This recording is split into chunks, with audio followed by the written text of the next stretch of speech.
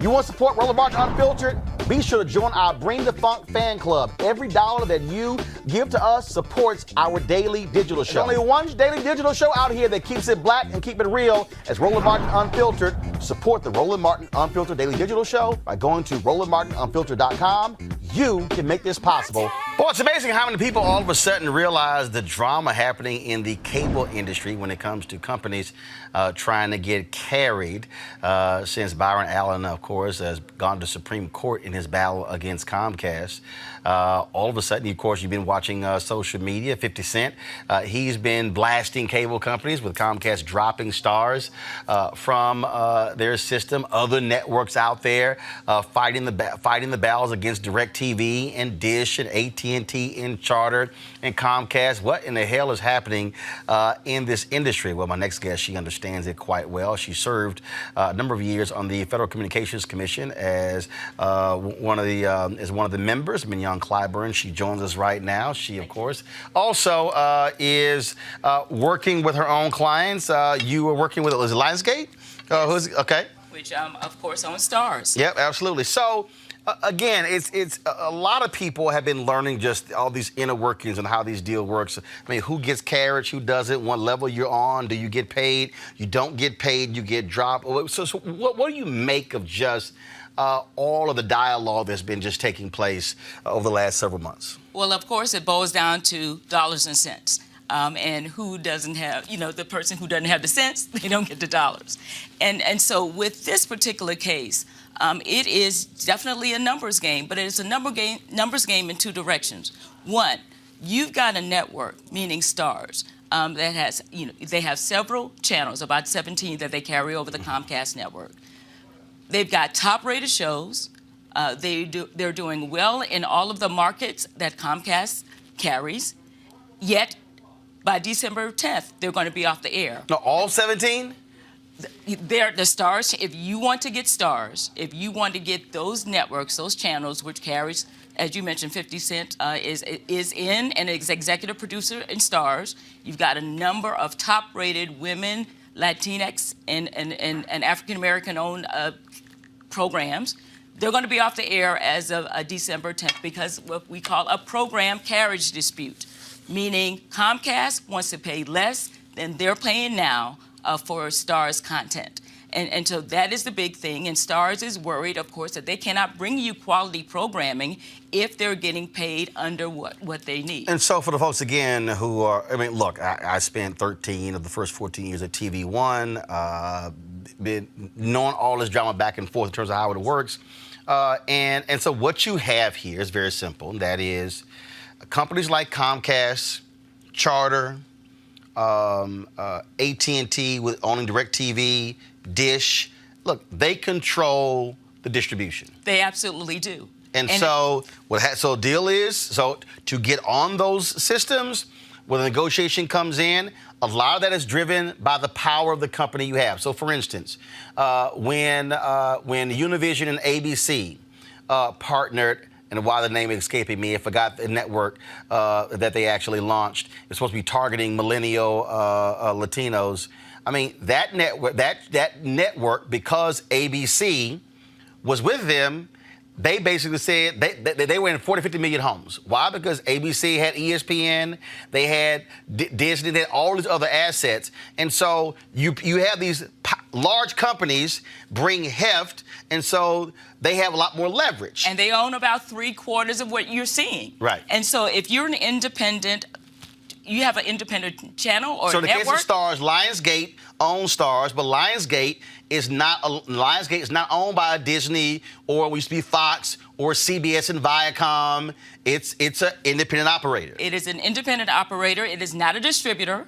So you cannot. It's not a cable company. So you're not going to get access over the airwaves if you do not go through a Comcast or a Dish with satellite, or any of those other.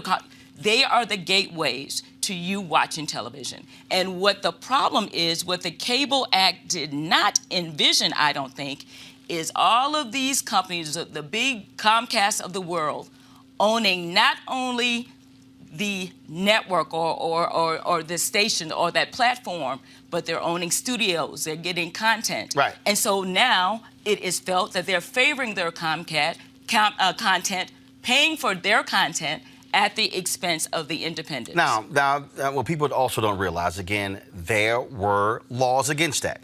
Yes. There used to be a law called FinCEN that companies could not have a financial interest in syndicated content. And so there was a point back in the 30s and 40s where networks, they did both. They produced the content and they put it on. Congress said in unfair. 1992, they said that. Congress said unfair. Absolutely. You can't do both. But then changes in administration, they go, oh no, I love that the competitive balance has changed. Absolutely. Same thing. There used to be laws. You could not own a newspaper and a TV station or a radio station in the same market. FCC, administration's laws change. And the interpretation of those laws. Right. And the implementation of those laws change. And so what ended up happening, I discussed this with Byron Allen because I was on one of the calls, major broadcasting cable network. I was doing some work for them. I was on the call when there was a meeting with DirecTV. And they were trying to get this LLC with major broadcasting cable network that James and Jackson, Alvin James, Marlon Jackson, they were hoping DirecTV was going to invest. DirecTV, the guy literally said, oh, we thought y'all were here to give us an equity stake. So what happened was, a lot of the reasons these large companies own cable channels is because they were given equity stakes in the channels in order to be carried on their systems. And again, when the act was envisioned, that was not supposed to happen. There was not supposed to be that leverage. There was not supposed to be that financial interest. And lo and behold, by different interpretations, and again, the lack of enforcement by the FCC and others, now we see what we do. That companies are scared, independent networks are rightly scared that Comcast or anybody else is going to wait them out. If you're a regional sports network, if you're an independent network, that they're going to wait you out. Well, in fact, they're being sued right now by the regional sports network out of Colorado. Absolutely. And that is what's happening now. And it is that entity's fear, it's called Altitude Sports, that entity's fear that they're going to wait them out, they're going to wait for them to go under, because if you're a Nuggets fan, and if you're a fan of, is it called the Avalanche? The hockey team in Denver. You can't watch their games. They've been off the air since August 31st. What does that mean? No revenue.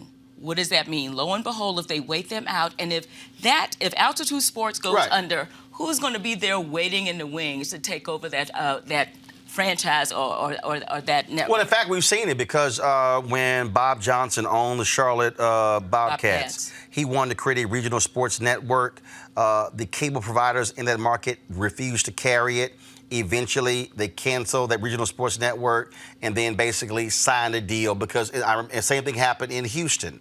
We get a battle there as well in terms of a deal. Los Angeles, where the Dodgers were not carried, I think for 2 or 3 years over a battle there because they wanted to create their own deal. And they're like, okay, we're not going to see to support your channel when you're making the money because it used to be a rights deal. They also signed. So where do we go in terms of like what happens now? Because you have a Republican administration. And historically, Republican administrations believe in deregulation, and whatever companies want to do, they can do whatever they want. But they believe in deregulation in certain cases because broadcasters, the traditional broadcasters, they have what they call must-carry rights. They have to engage in fair negotiations. That is written in stone. What the answer is here, as we are migrating to different platforms and we've got hundreds of stations and hopefully more opportunities, is the same rules that apply for broadcasters should apply to the independent broadcasters who appear or who are trying to get over these cable and satellite networks. If it is not the same, we're going to see more of this, and those independents, those creative people who really want to get their shows on the air that look more like us, like Stars, that are diverse and inclusive, you will not see them on the air unless they are owned by those conglomerates. That is the fear. And look, we've had the battles before. So what ends up happening where these cable systems, they've taken networks off of the air over a period of time, some a week, 2 weeks, a month, 3 months, even longer. Typically, like for instance, with your broadcast networks, to your whole point about retransmission, what has happened before, Congress starts yelling, especially around Super Bowl major events, and the deal is cut. This is obviously different. It is. Because you talk about independence. So what does the consumer do? Because frankly, somebody out there is watching and saying, look, these are rich people who are fighting. These are rich people's issues. But what do you say? I say you sign up for service thinking you were going to get a series of networks to include, in this case, Stars. You want to see the end of the season finale of Power. Guess what? You probably will not see that if you're a Comcast provider. If so I have Xfinity, so I won't be able to see it. That's right. Unless you pay $12 a month more. Unless you do it what we call a la carte. So what am I paying? What about paying $12 You more are for? paying because it's not going to be on that tier that you signed up, that premium tier that you signed up for. That it's not going to be over there. Stars will not be over that network. So now you have to pay more in order to get that in, monthly. So you signed up for service. You thought you were going to get these 17 channels. You thought you were going to see find out who shot Ghost. And as of the 10th of December, you will not be able to see that. But are we also, though, moving to the point, first of all, cord cutting is increasing in a huge way. It is. People who are cutting cable in the last quarter, in the third quarter, AT&T alone lost 1.4 million subscribers. We're seeing the same thing across the board. For independent, now, how's it also changed? Because I can tell you that was one of the concerns of the black networks. Okay, what then happens if you go to an a la carte system? Can black networks survive in that world if folks are paying for individual cable channels? So now, most of my niece and nephew, they don't even care. They don't even own a television. They're streaming. But who's the gatekeeper when it comes to streaming? Who is your provider, your internet service provider? Who are you? Where are you getting that? Chances are very great. Guess who the #1 internet service provider is in this country? Comcast. And so no matter where you go... Which is also why the net neutrality issue was such a huge deal. Absolutely. Because basically what those companies wanted to do is they wanted to create lanes. So essentially, if somebody wants to come and say, oh, we're going to pay extra for the super fast highway, you take this show right here. We benefit by being on an equal playing field in that if you want to watch this show, we live stream this show right now on YouTube, Periscope, and Facebook. Mm-hmm. And so because it's an equal playing field, when you're watching this show, we're not relegated to some slow lane. Right. So essentially, you got high-speed internet, boom, you're watching us, it's not buffering, it's not changing. That issue really became, because what the companies wanted, they wanted to create this super highway and be able to slow down some other people. And so what happens? If you were watching the show right now and we're buffering and it was real slow, you're not pissed off. I'm just going to turn it off because I'm frustrated. Because I'm going to assume it's you. I am going to assume it is something that is deficient in you, where it is very likely to be something deficient within, that gatekeeper or whoever your subscriber is. Because they might have interest. Didn't y'all find companies for throttling? We attempted to do so. We really attempted to really regulate the market in order for you to get the experience that you're receiving right now. And you're receiving it right now because everybody is watching. Because remember, the FCC voted not so long ago to overturn, and they were upheld in court not so long ago in terms of net neutrality. So you really don't have protections right now, but everybody's watching. So no one is going to act up right now. And also Congress, this is a bipartisan issue in Congress. It is. Because you got Republicans and Democrats who are like, don't play that game. And so even though it got upheld, basically they're not trying to go on that path. Knowing full well the last thing they want is a hard and fast regulation. But people get sleepy and they stop looking and they get accustomed when things change or maybe go back to where they were or our biggest fears are realized. And we have a tendency to explain away things that are happening that are less than desirable. So that is what we have to wait for. My thing has always been, if you're not doing anything wrong, why are you scared of rules? If you believe in net neutrality principles, if you believe in a level playing field, why not have the rules in place? The same is true here. Again, the 1992 Cable Act is not living up to its promise. And because of that, now you're seeing all of these owners, these big conglomerates, who are not only controlling the gateway, what you watch, but they're also controlling, the content, and they're being very dominant, and they are squeezing out these small guys, either to buy them out or to wait them out. But regardless, the result is the same. They are in control of the content, and it is not necessarily diverse and inclusive. And when that is the case, someone else is dictating, in essence, what we see over the air, and it might not be a true reflection of what's going on in our communities. But that's what happened when you're dealing with paid television. I mean, bottom line is, unlike broadcast. But you've got to control. You can subscribe or not. You can let those who you buy service from know what you want. You are not powerless here. Individuals are not powerless here. And you can also, one thing that I wanted to mention is D.C. Council today really shed a light. They voted unanimously to look and to, in essence, criticize Comcast because they're one of 3 providers in the District of Columbia. District of Columbia is pretty lucky. They've got a little bit of competition here. But they note, as a major powerhouse, that Comcast is, in essence, putting a tax on those who might not be as wealthy, those who are interested in this content, people of color, underrepresented community. In fact, that the reality, though, is this is what this industry has done for years. The reality is, and again, I know this because I experienced it. You lived it, yes.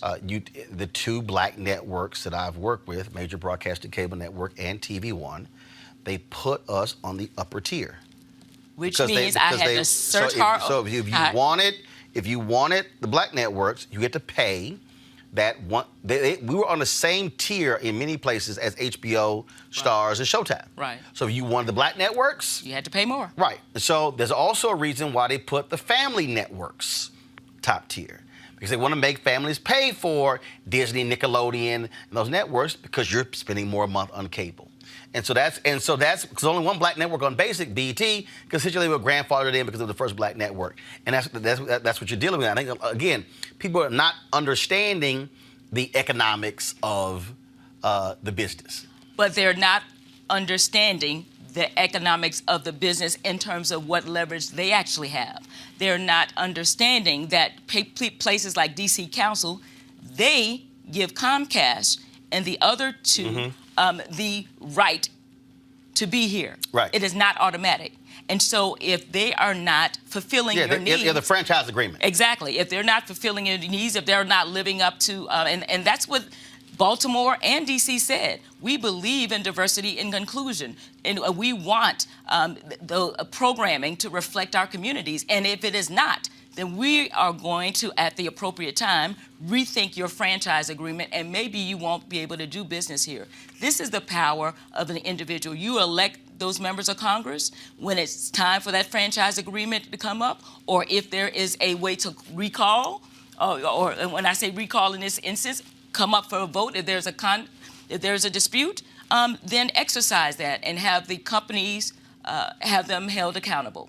So you've got the power to do that. So I take it come December 10th or December 11th, we can expect to see 50 Cent going pretty hard, huh? I think you've seen him going hard right now. I think you're going to see people like me and you going pretty hard right now because, again, you're talking about a network that is more inclusive than any other network, right now in terms of the type of programming that is not African-American owned. I could tell you about 65% of the leadership is female, 41% women of color. The industry average in terms of diversity of that type is 27%. So they exceeded. So if you care about content, if you care about people like you and me being employed and having leadership roles and being executive producers, 50 Cent is an executive producer. Courtney, the creator, of the show, she looks like me. Well, sort of like me. She's better looking than me. But again, these are people who are creating content of and by us. And if that is taken away, then what is our future in terms of what we're seeing and consuming and creating and having a voice with over the airwaves? That's important. All right. Well, we'll see what happens. Mignon Clyburn, thanks a bunch. My pleasure. All right, folks, back to our Roland Martin Unfiltered video in just one moment. All right, folks, it's the holiday season. This is when you think about spending time with your family and friends. This is also when you count your blessings and support those less fortunate. This year, be a holiday hero and change someone's life forever. Right now, hundreds of thousands of Americans are sitting in jail without being convicted of a crime. Why? Because they lack the financial resources to pay their bail. Think about it. When you're arrested for any minor offense, you will be taken directly to jail. If you don't have bail money, you will stay there until a court date is scheduled. That could be days, weeks, or even months. Simply put, America's bail system is broken for people of color. And folks, freedom should be free. That's why the Ebony Foundation has partnered with the Bail Project and is sponsoring the Home by the Holiday campaign. The Bail Project has helped bail out thousands of people over the years, and with your help, they plan to bail out 1,000 people by New Year's Day. Now, how's that for a holiday gift? A donation from you today can change someone's life tomorrow. Now, folks, did you know people of color represent 50 to 90% of the jail population across the country? Without bail, nearly 90% of those charged with misdemeanors pled guilty. However, with paid bail, less than 2% receive a jail sentence. Sometimes justice just needs us. To be a holiday hero, you can donate $25, $50, or more to help the Ebony Foundation bring our brothers and sisters home by the holiday. To donate, go to homebytheholiday.com. It's homebytheholiday.com. Now back to your Roland Martin Unfiltered video.